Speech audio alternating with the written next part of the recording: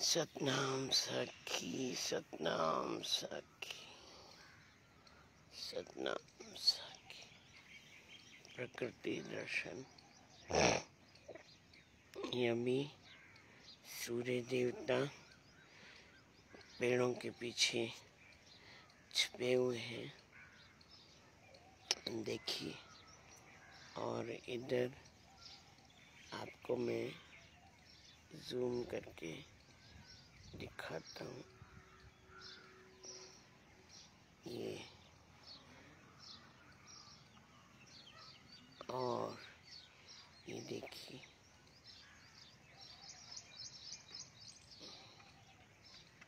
ये देखिए,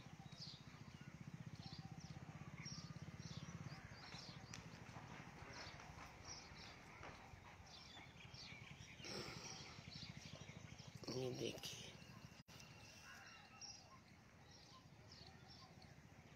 ये गाय माता अपना काम कर रही हैं और ये हमारे भैया गाय का दूध निकाल रहे हैं हमारे लिए। और ये हमारे एक संत जी बैठे हैं। देखिए कितनी चिर शांति है। आज मैं आपको अपना फेस तो नहीं दिखाऊंगा और ज़रूर सुनाऊंगा ज़रूर, क्योंकि बहुत अच्छा नज़ारा है। नज़ारे के लिए ही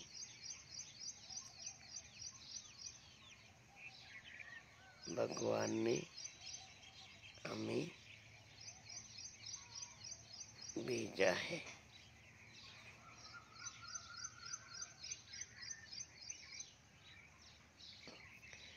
बहुत बढ़िया सीन है। अब इसको जूम कम करता हूँ, क्योंकि अभी सूर्य देवता की लालिमा देखो फूटने वाली है। सूर्य देवता से प्रार्थना है कि हमें भी ऐसी ज्ञान की रोशनी, भक्ति की रोशनी और अंदर की अविद्या, अंदर की अज्ञानता को दूर करें। और ये देखिए कैसे खड़े हैं, एकदम से सटे हुए। ये देखिए, ये देखिए, ये नज़ारे, ये फूलों, गुलाब के फूल, यहाँ बैठने का इतना दिल करता हो और आनंद से दिल खिल उठता है कि यहाँ बस बैठे ही रहे। ये तुलसी मैया बहुत बहुत कृपा। जिस घर में तुलसी का चौरा होता है, जिस घर में तुलसी माता के आगे दिया जलता है, जिस घर की आंगन में तुलसी माता की पूजा होती है, वो घर सदा हमेशा के लिए आबाद रहता है।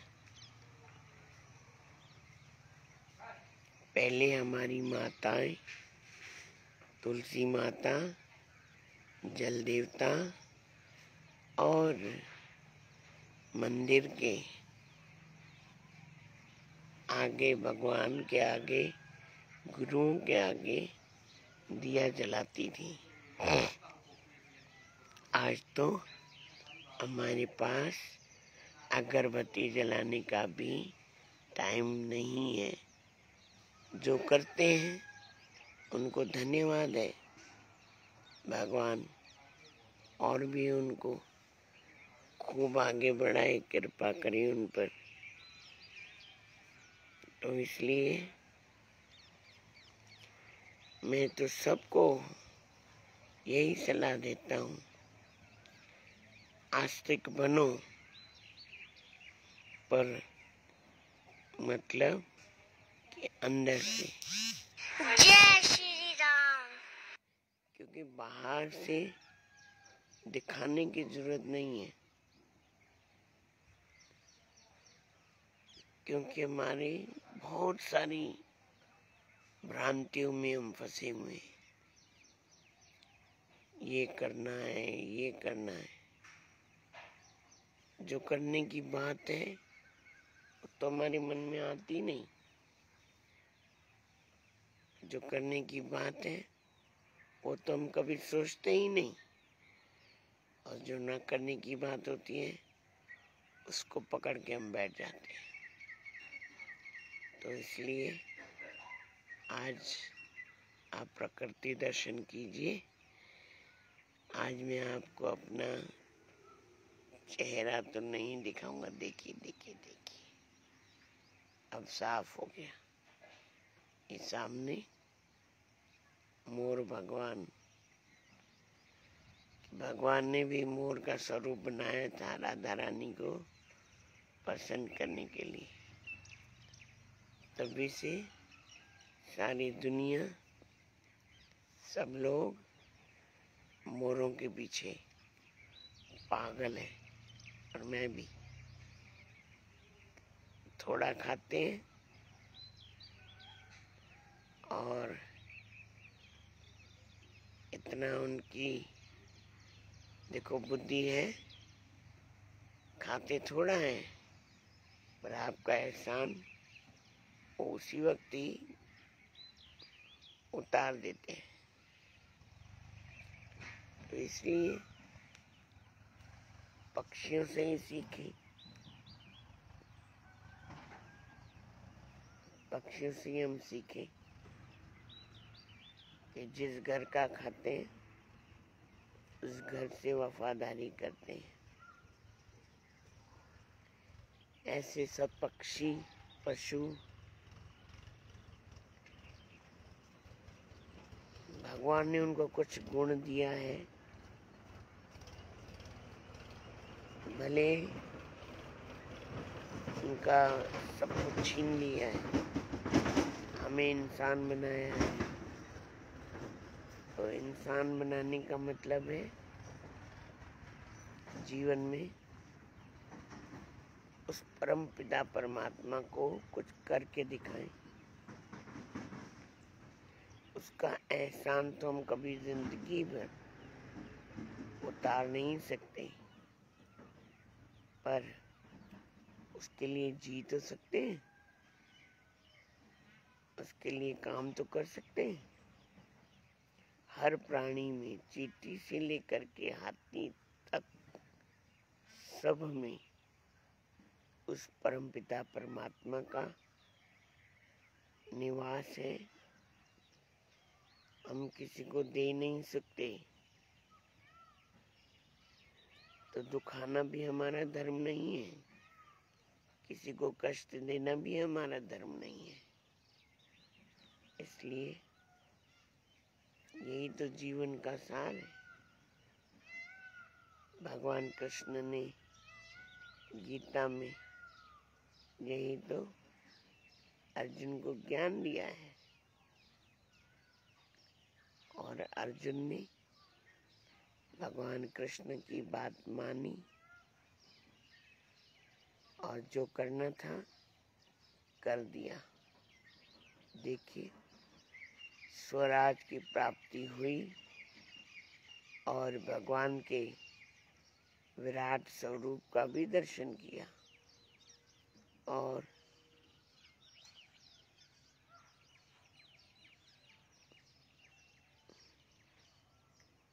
देखिए कैसे अच्छे से आज तक कृष्ण और अर्जुन का नाम जुड़ा हुआ है। पहले मित्र थे, क्योंकि जानता नहीं था अर्जुन, अज्ञान था। जब ज्ञान, भक्ति, कर्म, योग का अर्जुन के अंदर समावेश हुआ, अंदर प्रवेश किया, तब भगवान के स्वरूप का दर्शन हुआ। हम कहते हैं भगवान हमें कब दर्शन दोगे, कब दर्शन दोगे।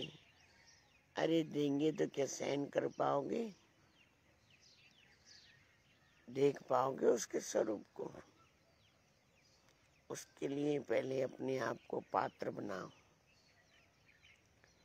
उसके लिए पहले अपने आप पर अपनी कृपा करो, फिर आप भगवान का दर्शन कर सकेंगे और उसको आप सहन कर पाएंगे। सहन करना मतलब कि ये नहीं कि भगवान चार भुजा लेकर के भगवान आपके सामने आकर के खड़े हो जाएंगे, कहेंगे कर लो दर्शन। शंख, चक्र, गदा, पद्म उनके हाथ में होगा और भगवान आपको कहेंगे लो कर लो दर्शन। नहीं, अब मैं आपसे एक बात कहता हूँ कि मैं आपके चार हाथ लगा देता हूँ, दो हाथ तो है ही, दो हाथ और लगा देता हूँ और चारों हाथों में समान पकड़ा देता हूँ। कितनी देर तक पकड़ेंगे बताइए? भगवान के अनेक स्वरूप हैं, अनेक स्वरूप हैं।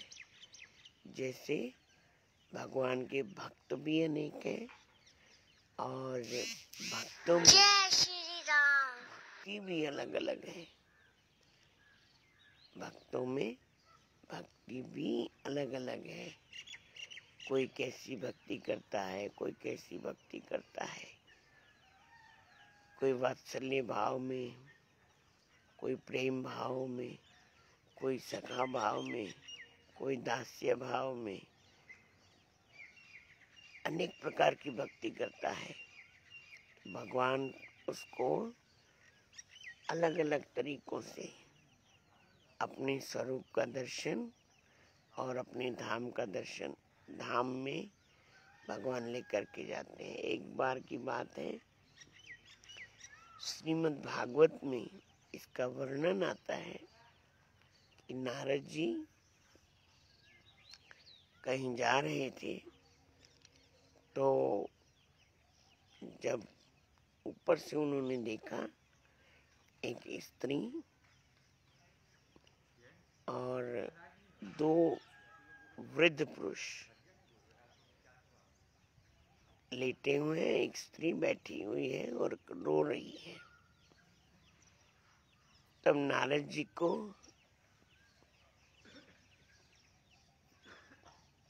जी वहां पहुंचे। नारद जी ने पूछा, माते आप कौन हैं? तब भक्ति रानी, वो भक्ति रानी थी, भक्ति माता थी। तब उस नवयौवना स्त्री ने कहा, नारद जी मैं भक्ति हूँ और ये दोनों ज्ञान और वैराग्य दोनों मेरे पुत्र हैं। मैं तो जहाँ से चली थी नौजवान थी, आते आते बूढ़ी हो गई।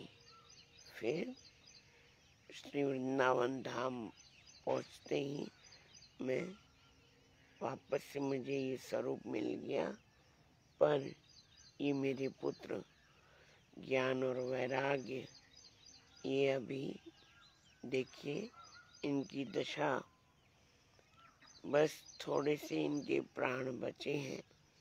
अगर कोई हमें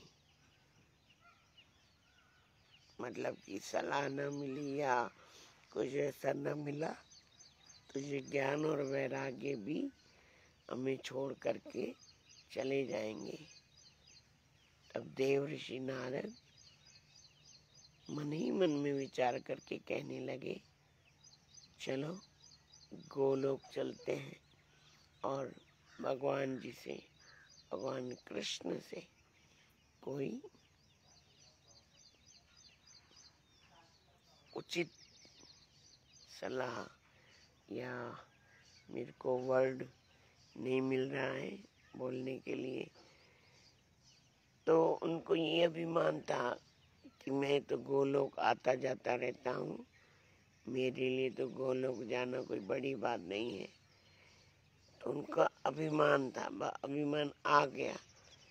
ये मतलब नहीं कि अभिमान आ गया वो हमारी सिखावन के लिए कि नहीं, हमारी शिक्षा के लिए कि नहीं, अभिमान करना अच्छा नहीं होता। देखिए ये सूर्य देवता बीच बीच में अपना हमें दर्शन करा रहे हैं। तो अभिमान करना अच्छा नहीं होता। देव ऋषि नारद गोलोक की तरफ चल दिए, पर भगवान की लीला ऐसी हुई कि उनको बार बार गोलोक का तो दर्शन नहीं मिला, कहीं और पहुंच जाते थे। तब थक हार के उन्होंने भगवान कृष्ण को प्रार्थना की। जब प्रार्थना की, थक गए, बहुत बुरी तरह थक गए, भगवान को प्रार्थना की और भगवान ने तब उनकी प्रार्थना सुनी और दर्शन दिए। और उन्होंने भक्ति रानी और ज्ञान वैराग्य के लिए उपाय, हाँ अभी ये वर्ड आया, उपाय पूछा। जय श्री राम। ज्ञान और वैराग्य कैसे जीवित होंगे, जीवित तो थे, फिर से उनकी दशा कैसे ठीक होगी। तब भगवान श्री कृष्ण ने उनको मार्ग बताया कि उनको श्रीमद् भागवत का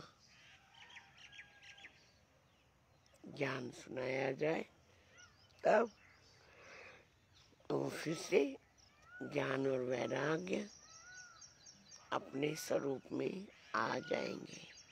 तो मेरे सुनाने का ये मतलब नहीं था, क्योंकि ये लीलाएं हैं भगवान की, अनेक लीलाओं में भगवान है। किस लीला में भगवान नहीं है, किस स्वरूप में भगवान नहीं है।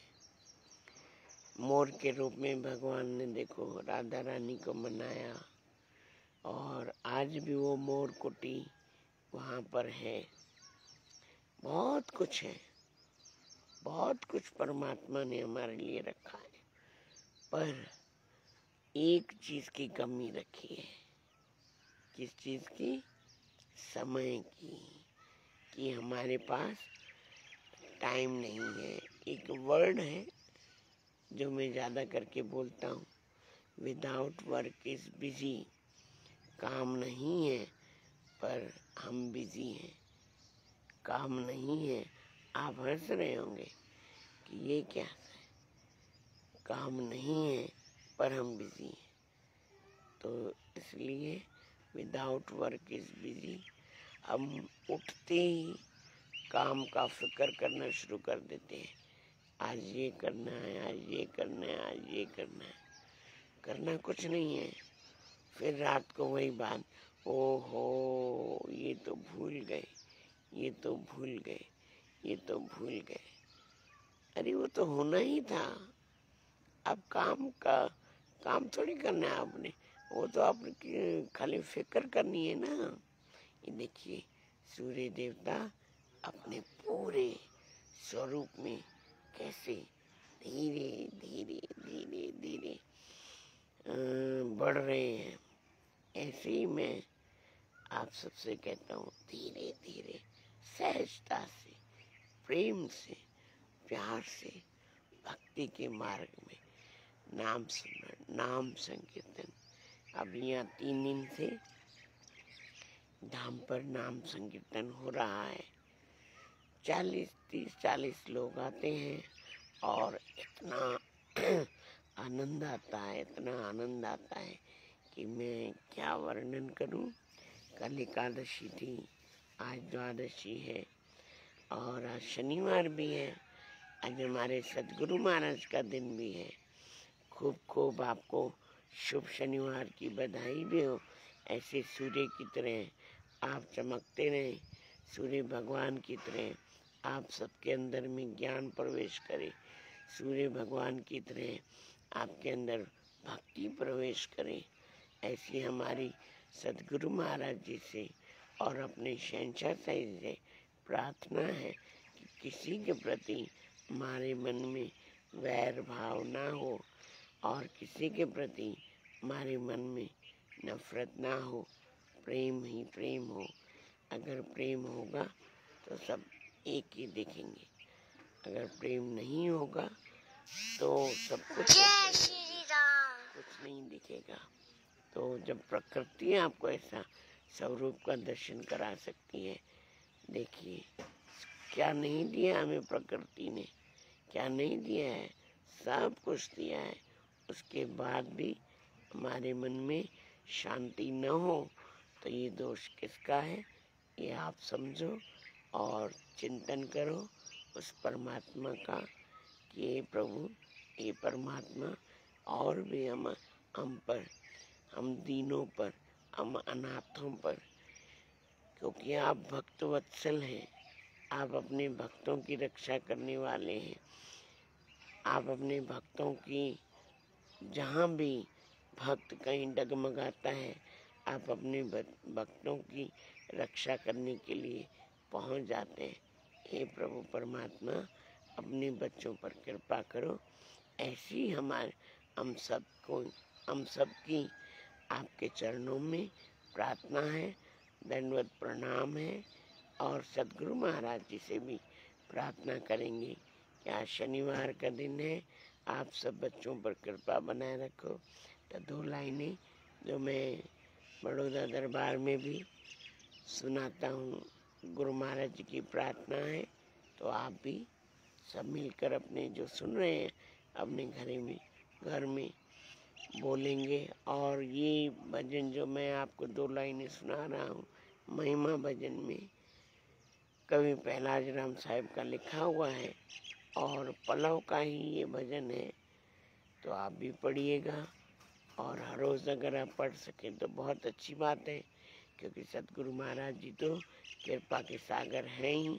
वो भक्त वत्सल हैं, हमने ऐसे ही भक्तों पर करुणा करने वाले हैं। तो आओ 2 लाइनें आपको सुनाएं और सतगुरु महाराज जी से आशीर्वाद लें और हमारा मन नीवा मत ऊंची रहे, ऐसी सतगुरु महाराज जी से प्रार्थना करें। स्वामी टेऊ राम महादास, सतगुर टेऊ राम महाराज,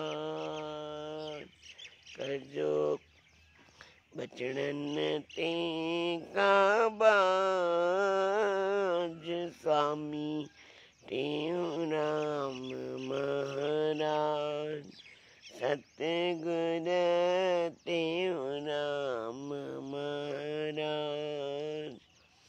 एक दुखड़ा दूर कजो, सब कष्ट काफूर कजो, इया निरोयो नूर कजो, कजो मन न करे मोहताज,